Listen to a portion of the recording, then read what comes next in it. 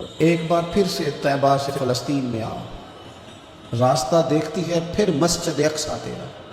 ایک بار حضور گئے تھے مکے سے مسجد اقصیٰ، اور پھر حضور فرماتے ہیں جب میں واپس گیا نا تو کفار نے جو کہ مسجد اقصیٰ دیکھی ہوئی تھی تو مجھ سے پوچھنا شروع کر دیا کہ مسجد اقصیٰ کی کھڑکیاں کتنی ہیں، دروازے کتنے ہیں، پلر کتنے ہیں۔ جب انہوں نے سوال جواب کیے تو حضور فرماتے ہیں کہ رب کریم نے مسجد اقصیٰ کو اٹھا کے میرے سامنے رکھ دیا۔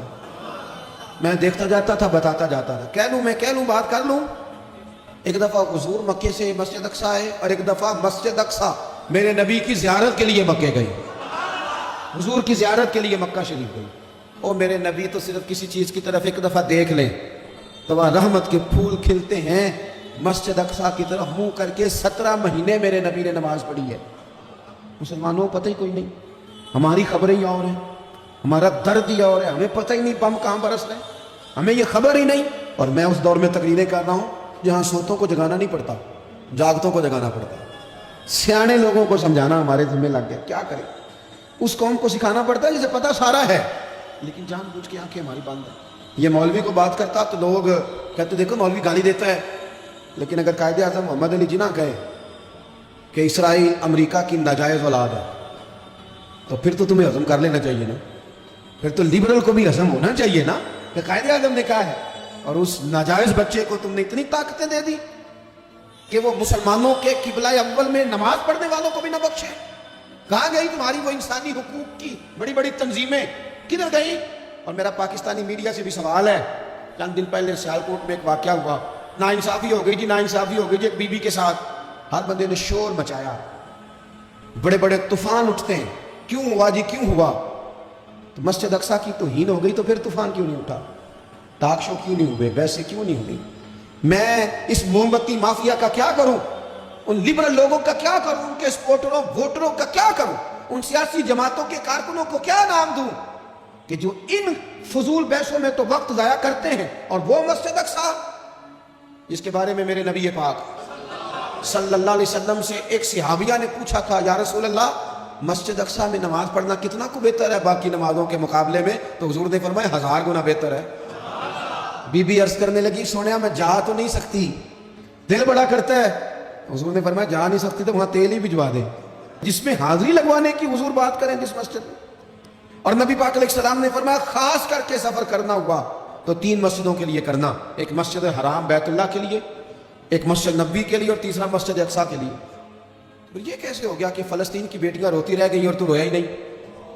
اگر تو جستے واحد تھا تو جس طرح تیری بیٹی روئے تو روتا ہے، اس طرح تجھے فلسطین کی بیٹی کے رونے پر بھی رونا چاہیے تھا، پھر تجھے فلسطین کی بہن کے رونے پر بھی رونا چاہیے تھا۔ یہ کیا بات ہوئی؟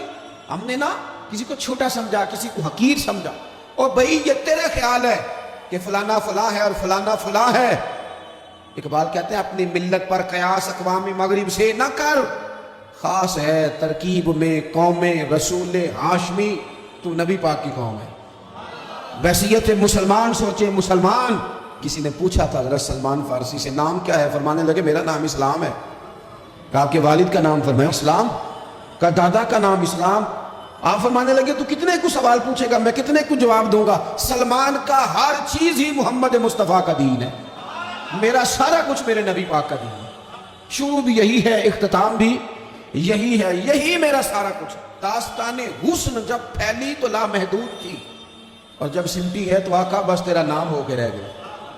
بس ہم اتنے کہ ہم حضور کے غلام ہیں، تو مسلمان ہو کے سوچیں، بحیثیت مسلم کی اپنی ذمہ داریوں کا احساس کریں۔ اقبال نے کہا تھا میری زندگی کا مقصد تیرے دین کی سرفراز، میری زندگی کا مقصد تیرے دین کی، میری زندگی کا مقصد تیرے دین کی سرفراز، میری زندگی کا مقصد تیرے دین کی سرفراز، میری زندگی کا مقصد تیرے دین۔ یا رسول اللہ میری زندگی کا مقصد تیرے دین کی سرفرازی، میں اسی لیے مسلمان، میں اسی لیے نماز، میں اسی لیے مسلمان، میں اس کے لیے کام کس طرح کریں، جدوجہد کس طرح کریں؟ تو ہمیں کہا گیا قوت عشق سے ہر پست کو بالا کر دے، اور دہر میں اس میں محمد سے اجالا کر دے، دہر میں اس میں محمد سے اجالا کر دے۔ اقبال سے پوچھا اقبال اس کام میں مدد کیسے ملے گی، کس طرح آگے بڑھیں گے؟ تو اس نے کہا بازو تیرا توحید کی قوت سے قوی ہے، اللہ تیری مدد کرے گا، تم موحد ہے، رب کو ماننے والا ہے، بازو تیرا توحید کی قوت سے قوی ہے، اسلام تیرا دیش ہے۔ کیونکہ تو مصطفی ہے، تو مصطفیٰ کریم کا ماننے والا ہے، تیری مدد ہوگی ہر میدان میں۔